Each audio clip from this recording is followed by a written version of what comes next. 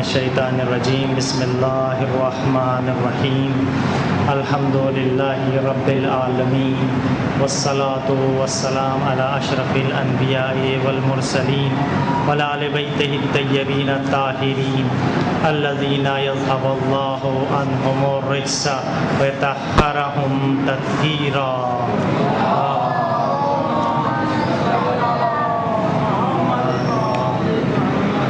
اعوذ باللہ من الشیطان الرجیم بسم اللہ الرحمن الرحیم۔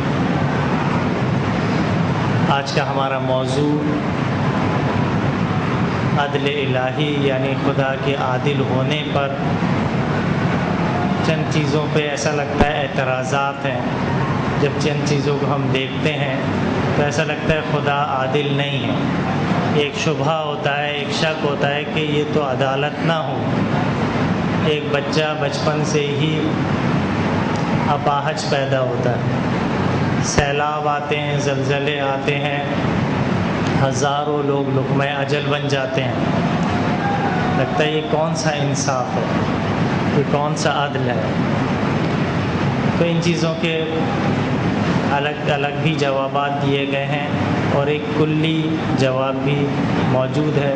انشاءاللہ آپ لوگوں کی توجہ شامل حال رہی تو ایک ایک کر کے ہم گفتگو کو آگے بڑھائیں گے۔ ایک صلوات پڑھیں محمد و آل محمد۔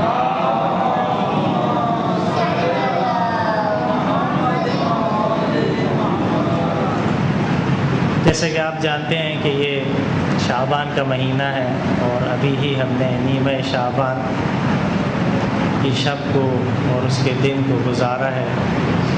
یہ نیمہ شعبان اس ہستی سے وابستہ ہے کہ جو ہمیں امید دلاتی ہے، جو ایک امید کی کرن ہے اس ہر طرف ظلم و جور کے دور میں۔ ہم ہمیشہ با امید رہتے ہیں، مایوس نہیں ہوتے کہ ایک نہ ایک دن آئے گا اور وہ قائم ظہور کرے گا اور ظلم اور بربریت کا خاتمہ کر دے گا اور اس کائنات کو، اس دنیا کو عدل و انصاف سے پر کر دے گا۔ ایک صلوات پڑھیں محمد و آل محمد۔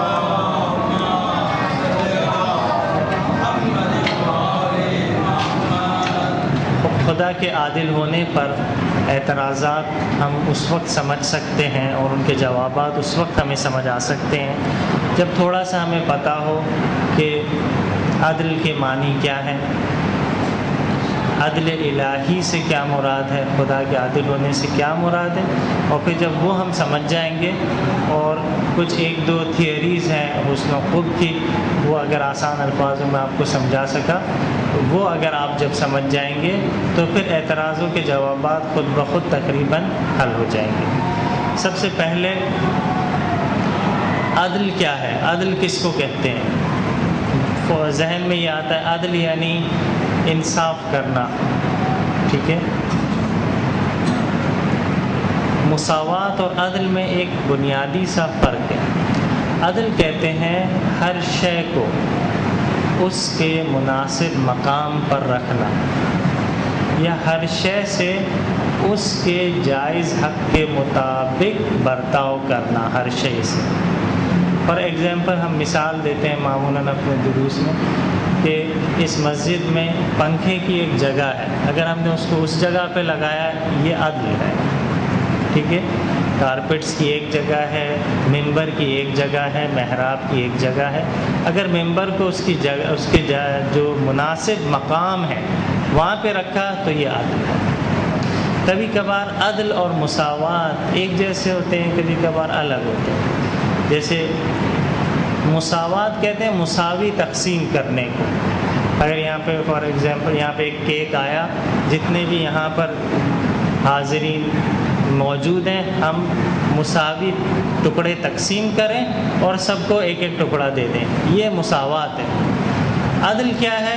عدل یہ ہے کہ شاید کسی کی بھوک زیادہ ہو یا بچے جو ہیں وہ زیادہ اس کے مستحق ہیں، ان کو تھوڑا بڑا حصہ دیا جائے، تو یہ ہے عدل. کبھی کبھار مساوات اور عدل ایک جیسے ہوتے ہیں، کبھی کبھار الگ ہوتے ہیں.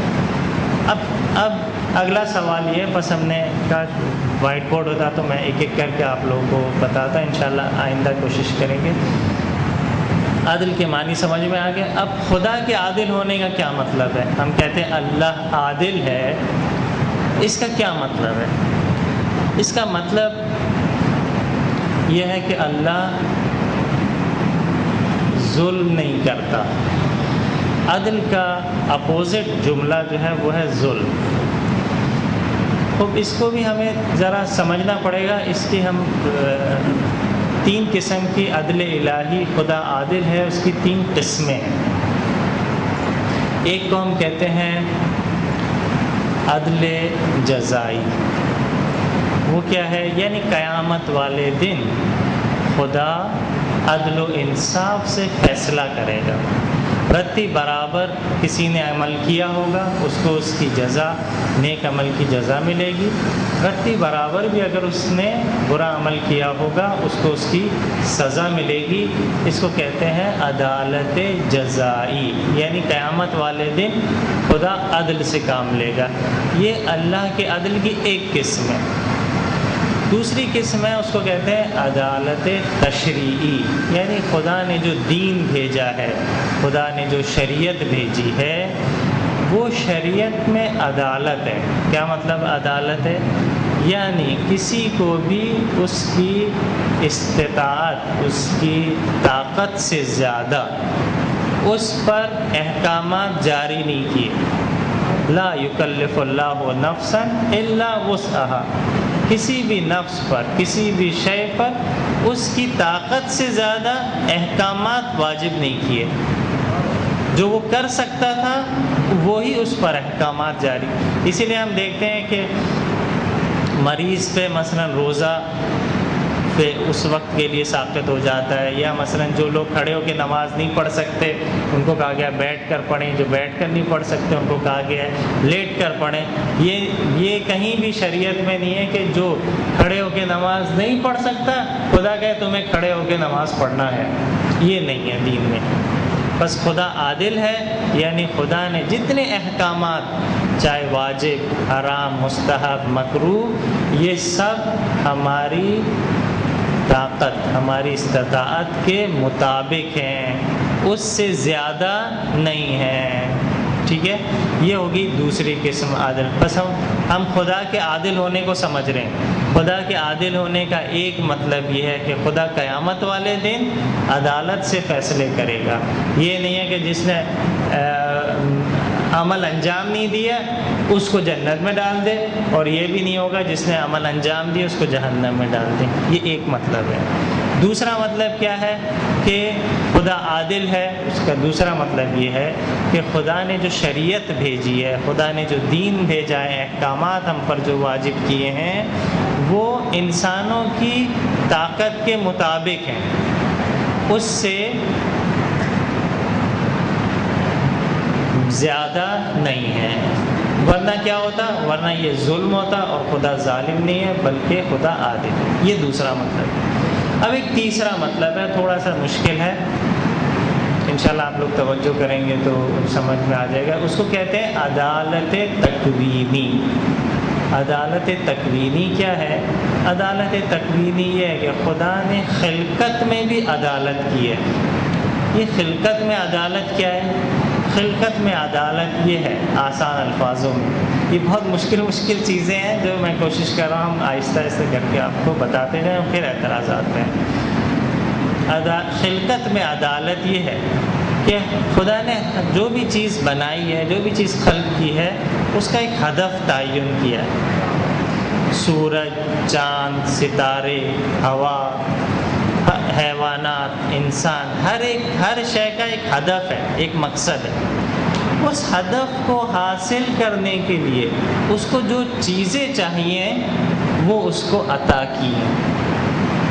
یہ ہے عدالت، خلقت میں عدالت تک. یعنی ایسا نہیں کیا کہ اس کو وہ چیزیں عطا نہیں کی اور اس کو کہا ہے تم یہ ہدف حاصل کرو، یہ ظلم ہوتا. ٹھیک ہے؟ مثلا سورج کو خلق کیا کہ وہ زمین پہ گرمائش پہنچائے، اور اسی گرمائش کی وجہ سے زمین پر حیات موجود ہے، پودے اور یہ سب جو ہیں سورج کی روشنی کی وجہ سے ہیں۔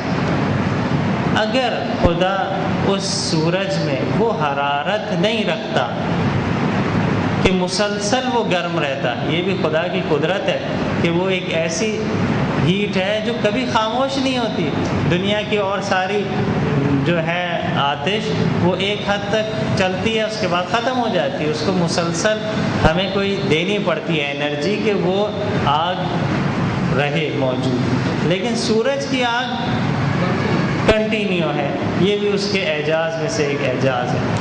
تو اگر سورج کو حرارت کے لیے رکھا ہے تو حرارت کے لیے جو چیز چاہیے وہ اس نے معین کی ہے۔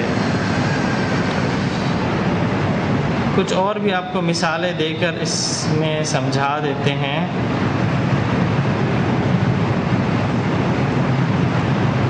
مثلا چاند کو کہتے ہیں کہ وہ دریاؤں میں مد و زجر کرتا ہے، اپنی اٹریکشن کی وجہ سے دریاؤں میں جو لہریں پیدا ہوتی ہیں وہ چاند کی وجہ سے۔ اب وہ اٹریکشن کے لیے جو چیز اس کو چاہیے وہ خدا نے اس کو عطا کی ہے۔ یا مثلا ایک مثال شاید اچھی نہیں ہے لیکن سمجھانے کے لیے، مثال کے طور پہ، مثال میں مناقشہ نہیں، آپ کو سمجھانے کی، فار ایگزامپل خدا نے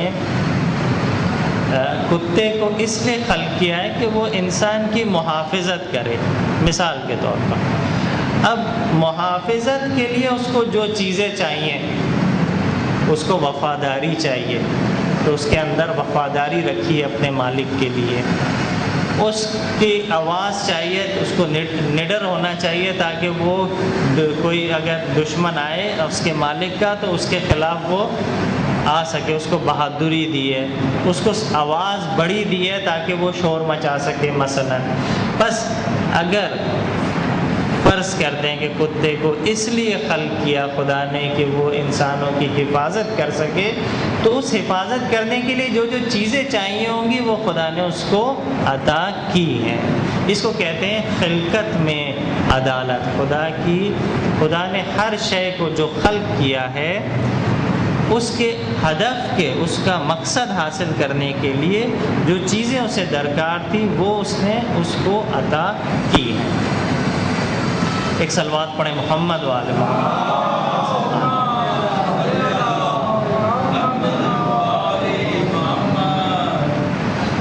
ہمارے عدل کو اصول دین میں شامل کیا گیا ہے، اور امام کی حدیث ہے کہ ان اساس الدین التوحید والعدل، دین کی اساس، دین کی بنیاد کیا ہے؟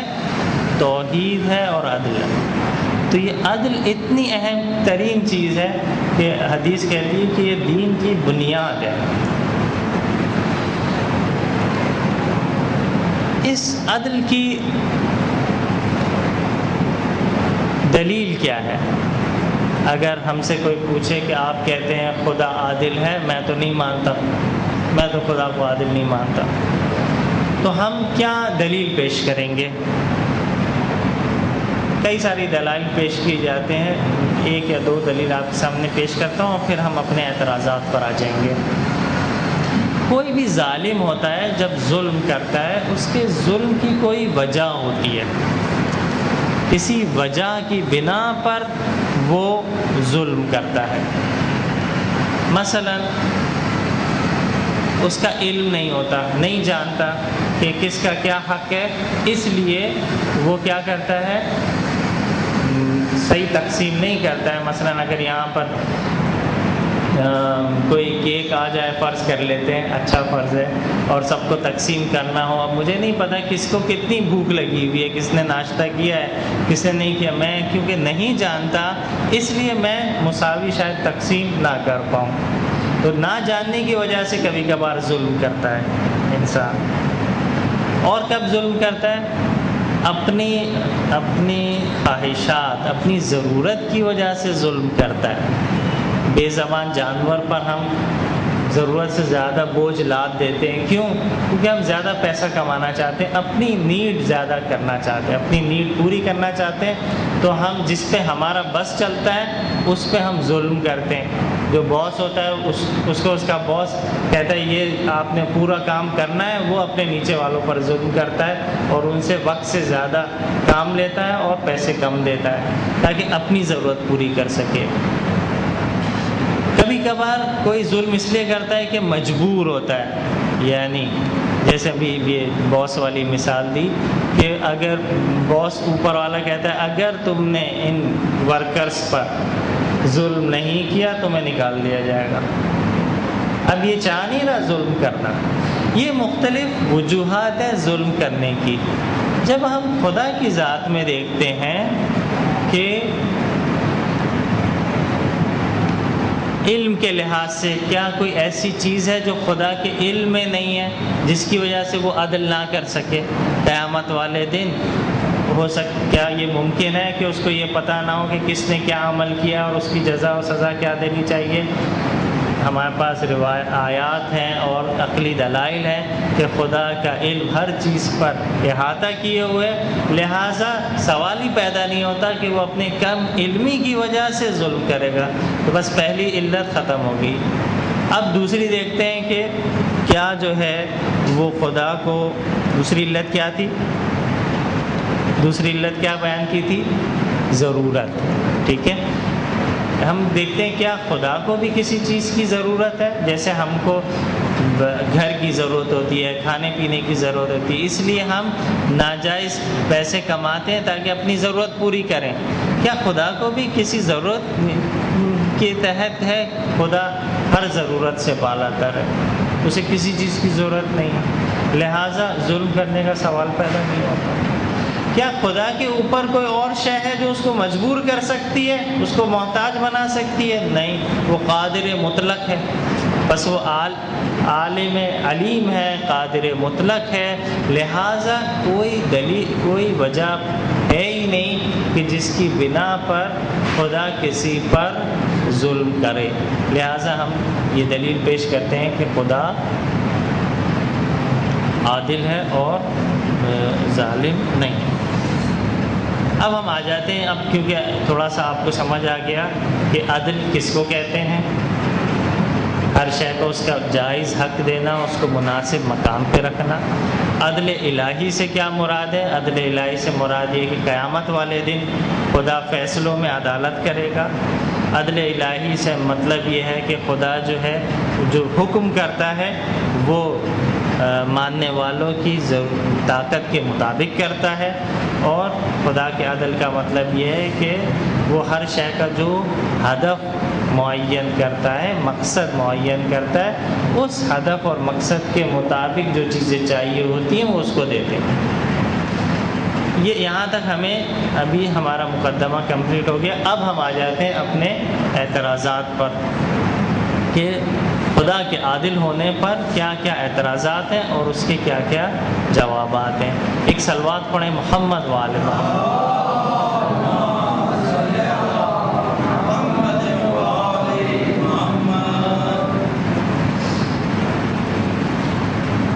پہلا اعتراض جو ہے وہ ہے خلقت میں اختلاف. خدا نے مختلف قسم کے لوگوں کو پیدا کیا اور مختلف قسم کی چیزوں کو پیدا کیا. مثلا کچھ جانور بنائے ہیں، کچھ انسان بنائے ہیں. خب انسانوں میں بھی کچھ خوبصورت بنائے ہیں، کچھ بدصورت بنائے ہیں، کچھ مناسب صورت بنائے ہیں. اسی طریقے سے کچھ کو جسمی لحاظ سے قوی بنایا ہے، کچھ لوگ پیدائشی طور پہ کمزور ہوتے ہیں. تو یہ تو انصاف نہ ہوا. کیوں اس کو خوبصورت بنایا، کیوں اس کو جو ہے وہ اچھی صورت نہیں دی، کیوں اس کو کمزور بنایا، اس کو قوی بنایا. کبھی ہم دیکھتے ہیں کچھ لوگ بچپن سے ذہین ہوتے ہیں. اب جب وہ ذہین ہوتے ہیں تو پھر وہ پڑھائی میں بھی آگے ہوتے ہیں. پڑھائی میں آگے ہوتے ہیں تو اچھی ڈگریاں لیتے ہیں. جب اچھی ڈگری لیتے ہیں تو ان کو جاب اچھی ملتی ہے. جاب اچھی ملتی ہے، ان کی زندگی اچھی ہوتی ہے.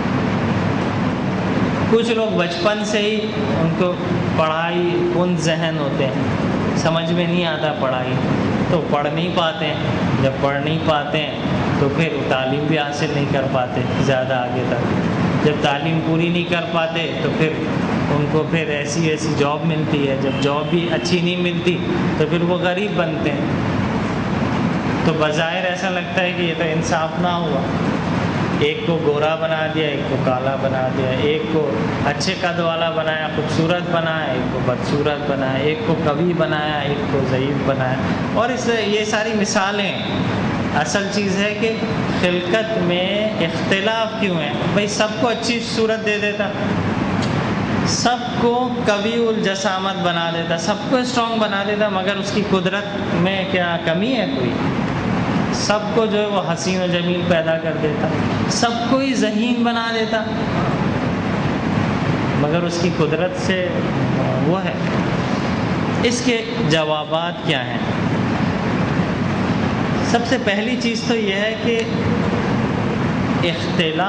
خود اختلاف یعنی چینجز بری نہیں ہے، کائنات کا حسن اس اختلاف کی وجہ سے۔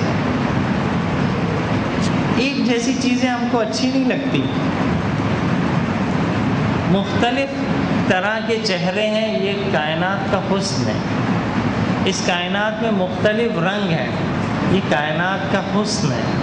اگر سب پہاڑ ایک سائز کے ہوتے اچھے نہیں لگتے ہیں، کوئی لمبا ہے، کوئی چوڑا ہے، کوئی اس طرح سے ہے، کوئی بالکل چٹیل ہے، ٹھیک ہے، سب کے چہرے ایک جیسے ہوتے ہمیں اچھے نہیں لگتے۔ کائنات کا حسن اختلاف میں ہے، تو خود اختلاف بری چیز نہیں ہے۔ لیکن وہ میں نے ایک جگہ درس دیا تھا تو کسی نے مجھ سے سوال کیا کہ یہ تو صحیح ہے کہ اختلاف اچھی چیز ہے، لیکن اختلاف کے نتیجے میں جو نیگیٹو سائیڈ ہوتا ہے وہ اس پہ تو ظلم ہوتا ہے نا۔ یعنی ٹھیک ہے، آپ کہتے ہیں کہ گوری رنگت اور مختلف رنگوں کے اگر ہوں گے تو کائنات کا حسن ہے، لیکن کوئی کالے رنگ والا کہے گا آخر مجھے کیوں کالا بنایا، مجھے خوبصورت بنا دیتا، اس کو بنا دیتا بدصورت۔ تو اعتراض یہاں پر ہے کہ اختلاف بری چیز نہیں ہے، اختلاف تو اچھی چیز ہے۔ کائنات میں مختلف رنگ ہے، اچھی چیز ہے۔ کائنات میں خدا نے انسانوں میں مختلف استعداد بنائی ہے، یعنی مختلف صلاحیتیں ہیں لوگوں میں، کہ کوئی پڑھنے میں اچھا ہے تو کوئی میکینیکل مائنڈ ہے، وہ دوسرے کاموں میں اچھا ہے۔ آپ دیکھیں گے بچوں میں بھی کوئی انسان ایسا خلق نہیں کیا جس میں کوئی استعداد ہی نہیں ہو۔ ہمیں بچوں کی استعداد کو ڈھونڈ کے نکالنا ہوتا ہے، یہ کس میں اچھا ہے، اس کا حافظہ اچھا ہے، اس کا عقلیات کہتے ہیں ہم، ریاضی ذہن کہتے ہیں فارسی میں، کہ اس کے سوچنے سے فکر کرنے کی صلاحیت اچھی ہے، یا اس کے کام کرنے میں پھرتی ہے، یہ میکینیکل ورک بہتر کرتا ہے۔ یہ ہمیں اپنے بچوں میں سوچنا چاہیے اور پھر اس لائن میں اس کو ڈالنا چاہیے۔ ہم کرتے یہ ہیں کہ مثلا جس کو مولوی بننا ہوتا ہے اس کو ڈاکٹری پڑھا دیتے ہیں، جس کو ڈاکٹری بننی ہوتی ہے اس کو جو ہے وہ میکینک بنا دیتے ہیں۔ تو ہم اپنے بچوں کو مناسب فیلڈز میں نہیں ڈال پاتے۔ خیر، اب سوال یہ ہے کہ ٹھیک ہے اختلاف تو اچھی چیز ہے، لیکن پھر اس اختلاف کے نتیجے میں کسی ایک سائڈ پہ تو ظلم ہوتا ہے، اس ظلم کا کیا جواب ہے؟ تو اس ظلم کے وہ بھی ظلم نہیں ہے، اس کے بھی بہت سارے جوابات دیے گئے ہیں، اور اس کے بارے میں روایات اور احادیث بھی بے تحاشا ہیں۔ مجھے اگر آج وقت موقع نہیں ملا تو کل انشاءاللہ اگلے ہفتے ہوا تو اس کو ہم کمپلیٹ کریں گے۔ پہلی چیز یہ ہے کہ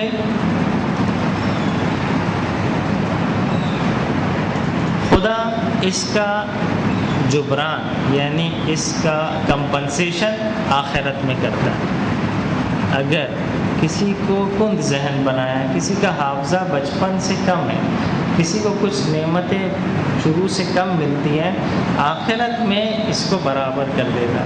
ایک دلیل عدالت ہے قیامت کو ثابت کرنے کی، جب ہم دلیل دیتے ہیں تو چند دلیلیں، اس میں سے ایک دلیل عدالت ہے۔ اس دنیا میں ہم دیکھتے ہیں کہ انصاف نہیں ہوتا، کسی پر ظلم ہوتا ہے اور اس کو کوئی باز پرس نہیں ہوتی اس کی۔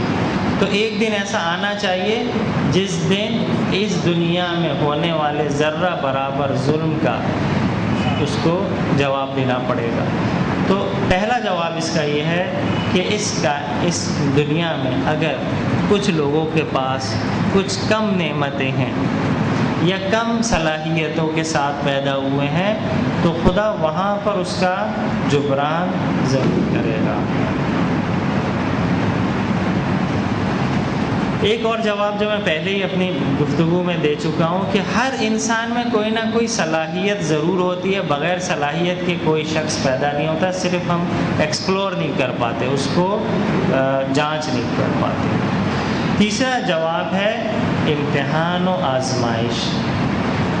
خدا کبھی کبھار کچھ نعمتیں دے کر آزماتا ہے اور کچھ نعمتیں لے کر آزماتا ہے۔ اگر خدا نے کسی کو ذہین بنایا اور وہ پڑھ لکھ گیا، ٹھیک ہے، تو اس کا بھی اس سے سوال ہوگا، اس نے اپنی ذہانت کو کس فیلڈ میں استعمال کیا؟ دین کی راہ میں ذہانت کو استعمال کیا یا دنیا کی راہ میں؟ بہت سارے ذہین ہوتے ہیں لیکن وہ دنیاوی علوم میں جانا زیادہ پسند کرتے ہیں دینی علم کے حوالے سے۔ معمولاً آج کل ہم دیکھتے ہیں ٹرینڈ، اگر بچہ ذہین ہے تو اس کو ڈاکٹر بننا چاہیے، اس کو انجینئر بننا چاہیے، اس کو چارٹرڈ اکاؤنٹنٹ بننا چاہیے۔ عالم دین وہ بنے گا جو کچھ نہیں کر سکتا، اس کو مدرسے بھیج دو، اور پھر چاہیں گے کہ وہ جو مدرسہ جو سب سے کمزور ترین بچے کو ہم نے مدرسہ بھیجا تھا، پھر ایکسپیکٹ کریں گے کہ وہ بچہ جو ہے وہ قوم کی قیادت کرے، قوم کے ہر مسئلے کو حل کرے اور ہمارے ہر سوال کا جواب دے دے۔ ایسے نہیں ہوتا۔ ہم پہلے اپنی قوم کے ذہین ترین بچوں کو مدرسوں میں ڈالیں، ان کو 15-20 سال پڑھنے دیں، اس کے بعد جب وہ پڑھ لکھیں گے ہاں پھر وہ اس قابل ہوں گے۔ ہم بدترین انپٹ ڈالتے ہیں اور بہترین کی توقع کرتے ہیں، یہ نہیں ہو سکتا۔ خلاصہ یہ کہ آزمائش، یہ امتحان ہے خدا کی جانب سے۔ امیری غریبی میں بھی یہ کسی کو پیسے دے کر آزماتا ہے خدا۔ مالدار ہے وہ، اب اس سے اس کا سوال ہوگا، تم نے اپنے پیسے کی خمس نکالا، زکوٰۃ اگر ہے تو نکالی، اب غربا کا خیال رکھا یہ نہیں رکھا۔ 2-3 دن پہلے ایک کتاب میں واقعہ پڑھا تھا، علی بن مہزیار ایک بہت بڑے ہمارے فقیہ گزرے ہیں اور ان سے بہت ساری روایتیں نقل ہوئی ہیں۔ یہ علی بن مہزیار امام کے دیدار کے عاشق تھے، تو ہر سال حج کرتے تھے۔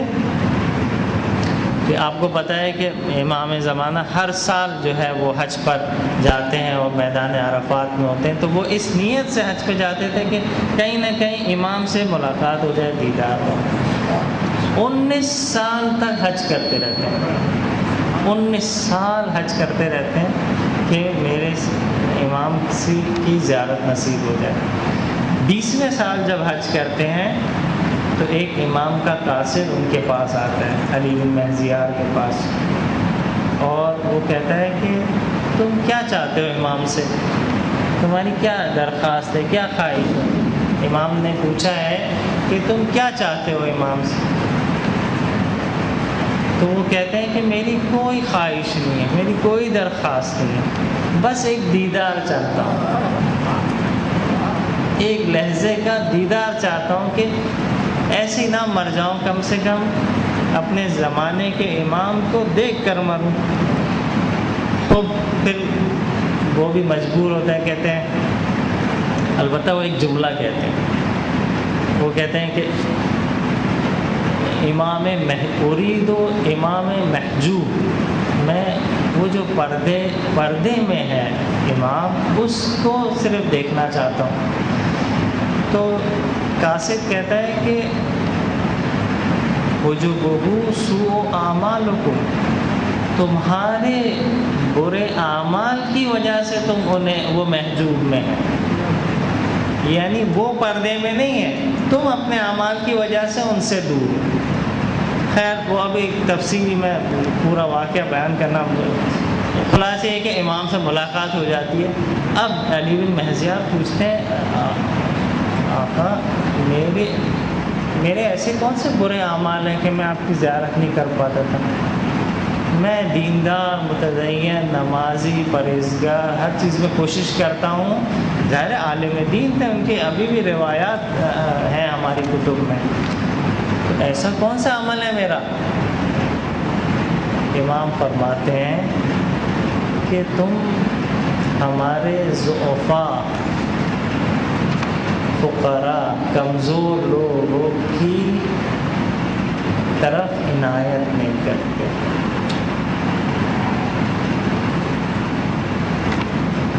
ضعفاء اور فقراء کی طرف عنایت نہیں کرتے۔ یہ بھی شاید ہم سے سوال ہوگا، شاید نہیں حتماً سوال ہوگا کہ ہم اپنے ارد گرد کے لوگوں کی مدد میں کتنی کوشش کرتے ہیں۔ اور اس واقعے سے ہمیں یہ بھی پتہ لگتا ہے کہ امام کی نظر میں کمزوروں کی مدد کرنا بہت اہم مسئلہ ہے۔ دینداری، نماز بھی ہے، روزہ بھی ہے، احکامات کی پابندی، وہ ذاتی عبادتیں اپنی جگہ واجب ہیں، لیکن یہ بھی اجتماعی امور بھی دین کے اہم۔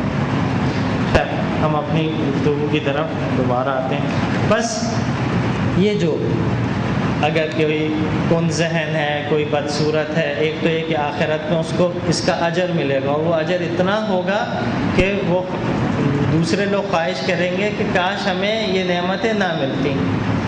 نمبر 2، کوئی نہ کوئی دوسری استعداد خدا دے دیتا ہے۔ آپ دیکھیں کہ اسپورٹس میں کالے لوگ سب سے آگے ہوتے ہیں، ان کے باڈی اسٹرانگ تھی، خدا نے ان کو کالا رنگ دیا ہے، ان کو حسین خلق نہیں کیا، لیکن ان کی باڈی، ان کی جو بونس ہیں وہ بہت قوی ہیں، اس لیے وہ اسپورٹس میں بہت آگے ہوتے ہیں۔ تو اگر کوئی ایک چیز کمی ہوتی ہے تو خدا دوسری چیز اس میں وہ دے دیتا ہے، تاکہ کائنات کا حسن بھی برقرار رہے اور سب کے ساتھ انصاف بھی ہو۔ اسی طرح نعمتوں کا، یہ نعمتیں ہونا اور نہ ہونا دونوں امتحان ہے، آزمائش ہے انسان کے لیے۔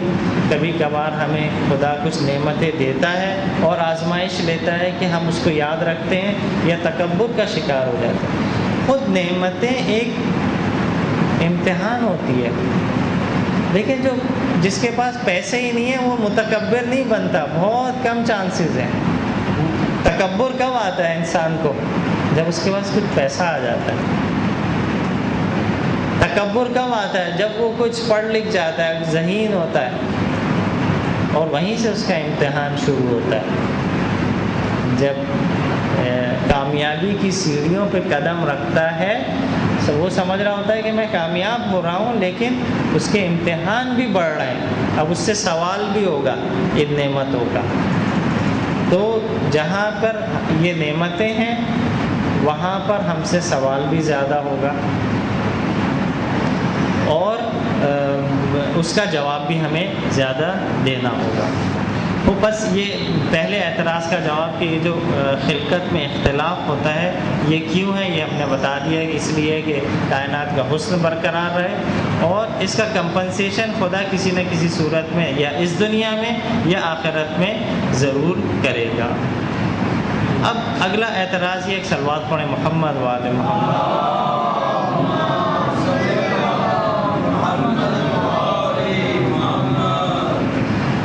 یہ جو بچے بچپن سے ہی اپاہج پیدا ہوتے ہیں، بغیر ہاتھ پیر کے پیدا ہوتے ہیں، تو یہ کیوں خدا کرتا ہے؟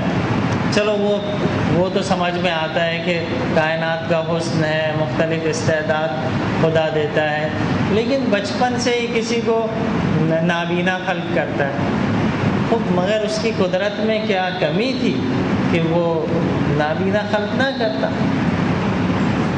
اس کا کیا جواب ہے؟ تو اس کے بھی بہت سارے جواب ہیں، چند ہم آپ کو دینے کی کوشش کرتے ہیں۔ جب تک کہ ہم جب کسی نابینا کو دیکھتے ہیں تو ہمیں اپنی آنکھوں کی قدر ہوتی ہے، جب نعمتیں چھنتی ہیں تب اس کے ہونے کا احساس ہوتا ہے۔ کبھی ہماری پانچوں انگلیوں یا انگوٹھے میں کبھی درد ہو جاتا ہے، وہ کام نہیں کر سکتا، تو ہمیں پتہ لگتا ہے یہ چھوٹی سی انگلی کا بھی کتنے فائدے ہیں، اگر یہ کام نہ کرے تو ہم کتنی مشکلوں میں پڑ جاتے ہیں۔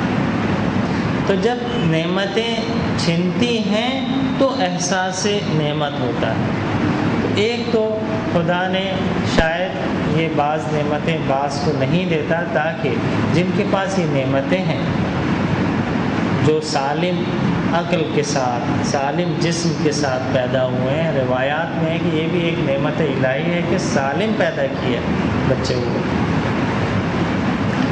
تو جب ہم اس طرح کے بچوں کو دیکھتے ہیں تو ہمیں ان نعمتوں کا احساس ہوتا ہے۔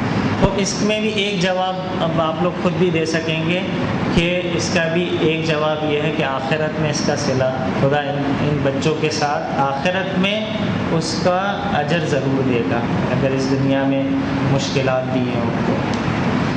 دوسری وہی جواب جو ہم نے پہلے دیا کہ ان بچوں میں بھی ہم دیکھتے ہیں کہ ان میں دوسری لحاظ سے استعداد بہت زیادہ ہوتی ہے۔ یعنی دیکھا گیا ہے کہ نابینا بچوں کا حافظہ بہت قوی ہوتا ہے، یا گویائی جو ہے بہت اسٹرانگ ہوتی ہے، یا سننے کی طاقت بہت زیادہ ہوتی ہے، یا وہ لمس کر کے بہت جلدی محسوس کر لیتے ہیں کہ یہ کیا چیز ہے، کیسی ہے۔ تو اگر ایک جگہ پر ان کو محرومی دی ہے تو دوسری جگہ اس کو کمپنسیٹ کر دیا اور اس کو زیادہ استعداد دے دی ہے۔ تیسرا جو جواب دیا گیا ہے وہ روایات میں کہا گیا ہے، انشاءاللہ اگلے ہفتے اگر خدا نے توفیق دی اور آپ کی خدمت میں حاضر ہوئے تو روایات کو بھی لے کر آئیں گے کہ یہ ناقص پیدائش جو ہے بچوں کی، اس کا تعلق والدین کے کردار سے ہے، والدین کے اخلاق سے ہے۔ یہ ہم سب کے لیے، یہ جو دین نے چھوٹے چھوٹے مستحبات بتائے ہیں، چھوٹے چھوٹے مکروہات بتائیں، اس کی اہمیت ہے، اس کے اثرات ہیں، ہم اس کی طرف معمولاً اپنی زندگیوں میں توجہ نہیں کرتے۔ بعض کام کہا گیا ہے قبلہ رخ ہو کر کریں، بعض کام منع کیا گیا۔ تلاوت اگر قبلہ رخ ہو کر کریں مستحب ہے، تو اس کا بھی کوئی اثر ہوگا۔ ہم سمجھتے اس کی اہمیت نہیں دیتے کہ خوب اگر یوں کر کے قرآن پڑھ لیا یا یوں مطالعہ جو ہے قبلہ رخ کر کے پڑھنا، خوب میں نے اگر پشت پہ قبلہ ہو کے مطالعہ کر لیا، میں سوچتا بھی نہیں کہ کوئی اس کا بھی اثر ہے یا نہیں۔ یہ چھوٹی چھوٹی مستحبات کے اثرات ہیں، بس والدین کے کردار اور اخلاق کہتے ہیں کہ نطفہ بننے سے پہلے بچے کے شمائل اور اخلاقیات بننا شروع ہو جاتے ہیں۔ ہم جیسا کردار ادا کرتے ہیں، ہمارے والدین کے گناہ ہوتے ہیں جو باعث بنتے ہیں کہ بچے ایسے خلق ہوتے ہیں۔ تو اس کے اندر بھی ایک سوال آئے گا، وہ بچہ کہے گا میرا کیا قصور ہے، میرے والدین نے یہ عمل انجام دیا تھا، میرا تو کوئی قصور نہیں تھا، مجھے کیوں ایسا خلق کیا گیا؟ اس کو کہتے ہیں اثرات وضعی۔ اب اثرات وضعی مجھے سمجھانے میں ذرا مشکل ہوگی، لیکن بعض چیزوں کے خدا نے اس کائنات کو سبب و مسببات کے ساتھ خلق کیا ہے، یعنی ہم جو بھی کام کریں گے اس کے اثرات ہوں گے۔ اگر کوئی فار ایگزامپل دھماکہ کرے گا تو دھماکے سے لوگ مریں گے، ایسا نہیں ہو سکتا دھماکہ ہو لوگ نہ مریں۔ ہاں، ان لوگوں پر ظلم ہوا ہے، اس کا جبران خدا کرے گا۔ قیامت رکھی اسی لیے گئی کہ کہ اس دنیا میں جس پر ظلم ہوا ہے، مثلا وہ بچہ جو کہ اس کا قصور نہیں تھا، اس کے والدین کا قصور تھا، اس کا جبران، اس کا کمپنسیشن خدا آخرت میں ضرور کرے گا۔ لیکن اثرات وضعی ضرور ہوتے ہیں، اچھے کاموں کے بھی اثرات ہوتے ہیں، برے کاموں کے بھی۔ بعض روایت میں ملتا ہے کہ فلاں جگہ پر عذاب اس لیے نازل نہیں کیا گیا کہ وہاں پر ایک شخص تھا جو نماز شب پڑھتا تھا، اس کے نماز شب پڑھنے کی وجہ سے خدا وہاں کے لوگوں پر سے عذاب اٹھا لیتا ہے۔ یہ اچھے کاموں کے اثرات ہیں۔ اسی طرح برے کاموں کے بھی اثرات ہیں۔ آج کی ہماری دنیا جو ہے وہ زیادہ گناہوں سے پر ہے۔ آپ یہ نہیں سمجھیں کہ آپ کا ایک ذاتی گناہ صرف آپ تک محدود ہے، یا ایک ذاتی عمل، ایک ذاتی اچھا عمل، نماز، قرآن صرف آپ تک محدود ہے۔ جس گھر میں قرآن کی تلاوت ہوتی ہے وہ گھر نورانی ہوتا ہے۔ روایتوں میں اب ماہ مبارک رمضان، قرآن کا مہینہ آ رہا ہے، کہا جاتا ہے بہار ہے، قرآن کی بہار ماہ مبارک رمضان ہے۔ ایک حدیث میں ہے کہ دلوں کی بہار، روح، قلب کی بہار قرآن ہے، قلب کی بہار قرآن ہے۔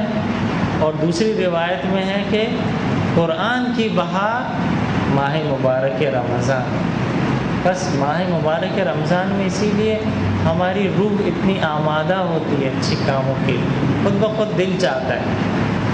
ابھی سے اپنے آپ کو تیار کریں، جس طرح ہر مہمانی کے لیے، جب ہم ہر مہمانی کے لیے تیاری کرتے ہیں تو ماہ مبارک رمضان کے لیے بھی تیاری کی ضرورت ہے۔ اور وہ یہی شعبان اور رجب کے مہینے کہ جس میں ہم تیاری کریں اس ماہ مبارک رمضان کی۔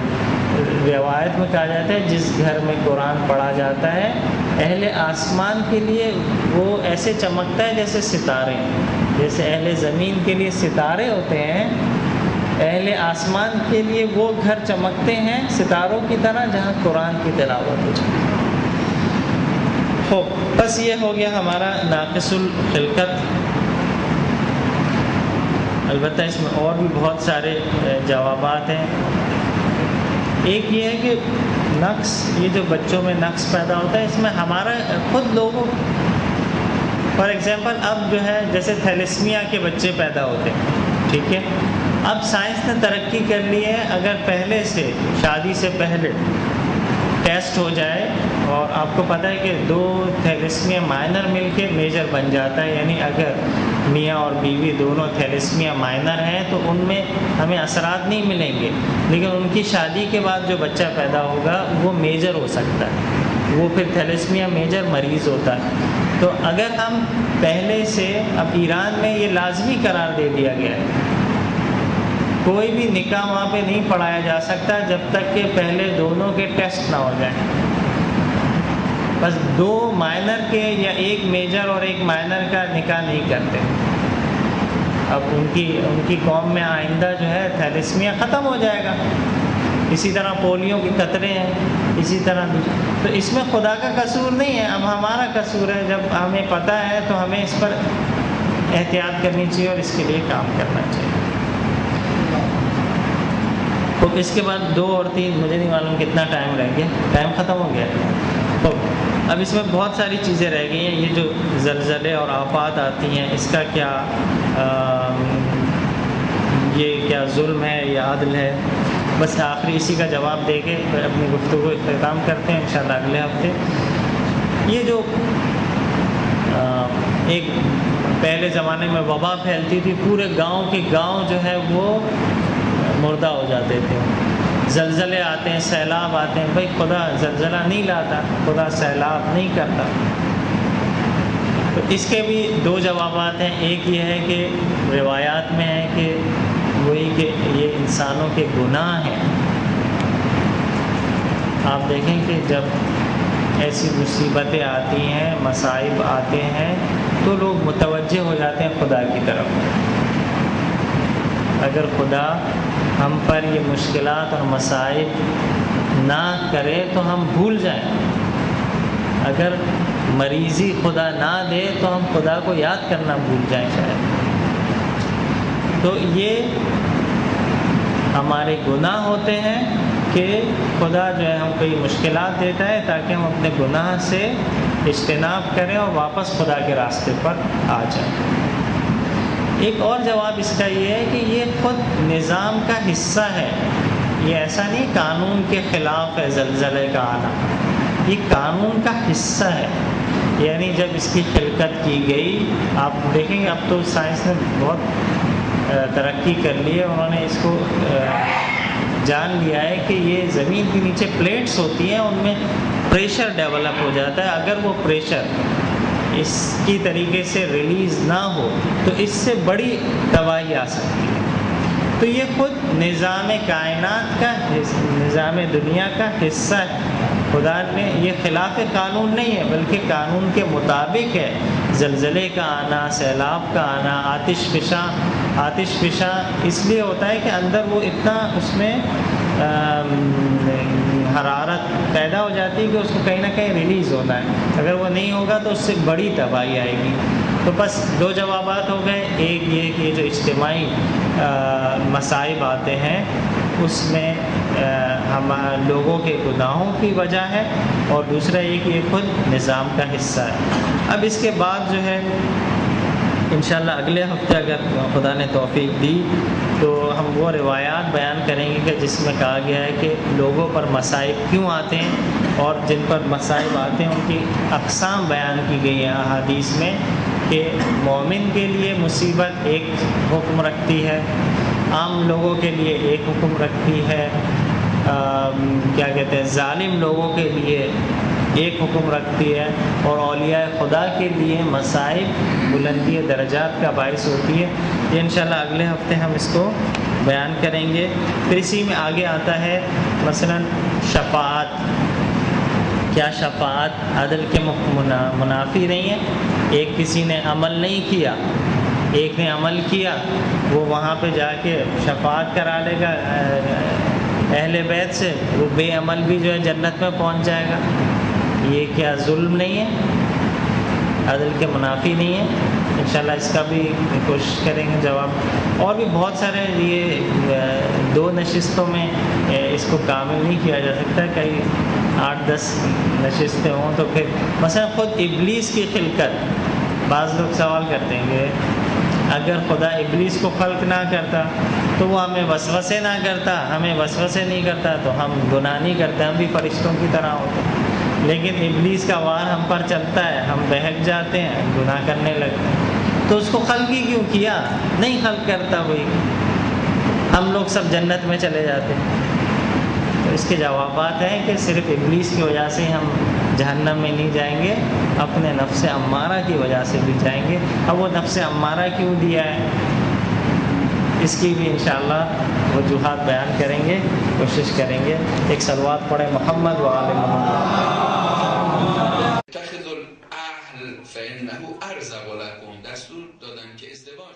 یہاں حکم ملتا ہے کہ شادی کرو کہ یہ روزی بڑھاتا ہے، تمہارا رزق میں ہمیں بد دعا نہ دیں، کیونکہ ہماری کوئی گارنٹی نہیں ہے، ضمانت نہیں ہے، ہم صرف ایک واسطہ ہیں درمیان میں، کیونکہ یہ ایک کار خیر ہے، مگر میں یہ کہتا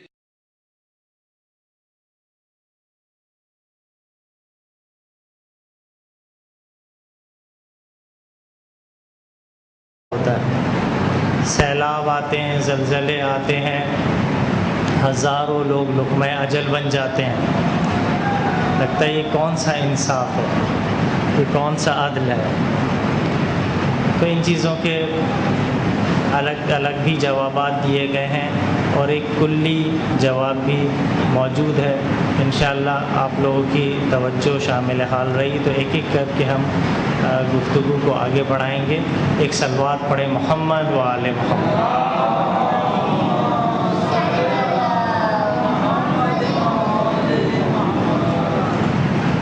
جیسے کہ آپ جانتے ہیں کہ یہ شعبان کا مہینہ ہے، اور ابھی ہی ہم نے نیمہ شعبان کی شب کو اور اس کے دن کو گزارا ہے۔ یہ نیمہ شعبان اس ہستی سے وابستہ ہے کہ جو ہمیں امید دلاتی ہے، جو ایک امید کی کرن ہے اس ہر طرف ظلم و جور کے دور میں ہم ہمیشہ باامید رہتے ہیں، مایوس نہیں ہوتے کہ ایک نہ ایک دن آئے گا اور وہ قائم ظہور کرے گا اور ظلم اور بربریت کا خاتمہ کر دے گا اور اس کائنات کو، اس دنیا کو عدل و انصاف سے پر کر دے گا۔ ایک صلوات پڑھے محمد وآل محمد۔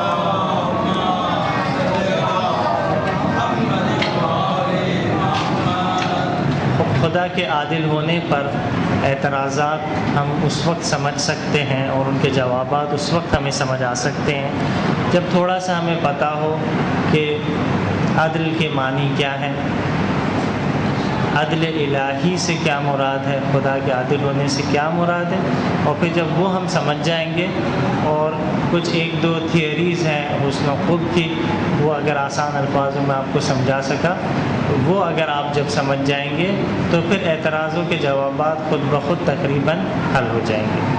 سب سے پہلے عدل کیا ہے، عدل کس کو کہتے ہیں؟ ذہن میں یہ آتا ہے عدل یعنی انصاف کرنا، ٹھیک ہے۔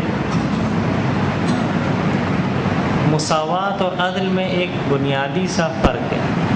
عدل کہتے ہیں ہر شے کو اس کے مناسب مقام پر رکھنا، یا ہر شے سے اس کے جائز حق کے مطابق برتاؤ کرنا، ہر شے سے۔ فار ایگزامپل ہم مثال دیتے ہیں معمولاً اپنے دروس میں کہ اس مسجد میں پنکھے کی ایک جگہ ہے، اگر ہم نے اس کو اس جگہ پہ لگایا یہ عدل ہے، ٹھیک ہے۔ کارپیٹس کی ایک جگہ ہے، ممبر کی ایک جگہ ہے، محراب کی ایک جگہ ہے، اگر ممبر کو اس کی جگہ، اس کے جو مناسب مقام ہے وہاں پہ رکھا تو یہ عدل ہے۔ کبھی کبھار عدل اور مساوات ایک جیسے ہوتے ہیں، کبھی کبھار الگ ہوتے ہیں۔ جیسے مساوات کہتے ہیں مساوی تقسیم کرنے کو۔ اگر یہاں پہ فار ایگزامپل یہاں پہ ایک کیک آیا، جتنے بھی یہاں پر حاضرین موجود ہیں ہم مساوی ٹکڑے تقسیم کریں اور سب کو ایک ایک ٹکڑا دے دیں، یہ مساوات ہے۔ عدل کیا ہے؟ عدل یہ ہے کہ شاید کسی کی بھوک زیادہ ہو یا بچے جو ہیں وہ زیادہ اس کے مستحق ہیں، ان کو تھوڑا بڑا حصہ دیا جائے، تو یہ ہے عدل۔ کبھی کبھار مساوات اور عدل ایک جیسے ہوتے ہیں، کبھی کبھار الگ ہوتے ہیں۔ اب اگلا سوال یہ، بس ہم نے کہا وائٹ بورڈ ہوتا تو میں ایک ایک کر کے آپ لوگوں کو بتاتا انشاءاللہ۔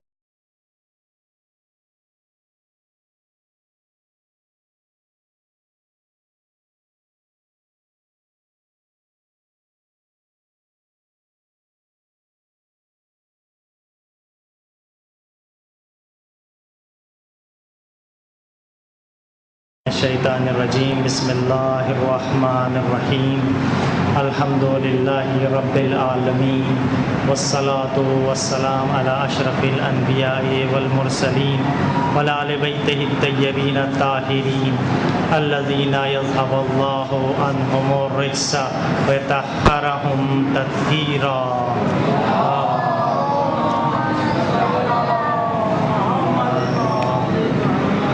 اعوذ باللہ من الشیطان الرجیم، بسم اللہ الرحمن الرحیم۔ آج کا ہمارا موضوع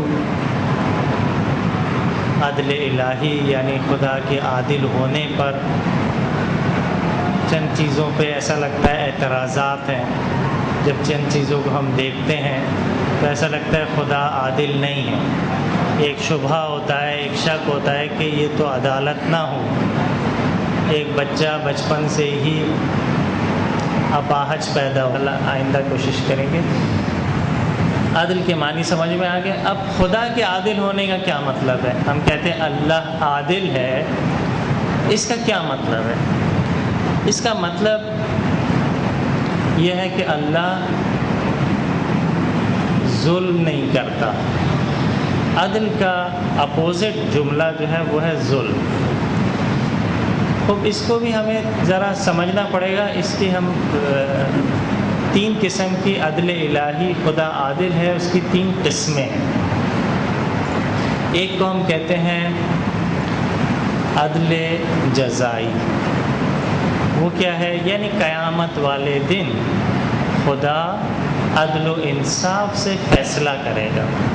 رتی برابر کسی نے عمل کیا ہوگا اس کو اس کی جزا، نیک عمل کی جزا ملے گی، رتی برابر بھی اگر اس نے برا عمل کیا ہوگا اس کو اس کی سزا ملے گی۔ اس کو کہتے ہیں عدالت جزائی، یعنی قیامت والے دن خدا عدل سے کام لے گا۔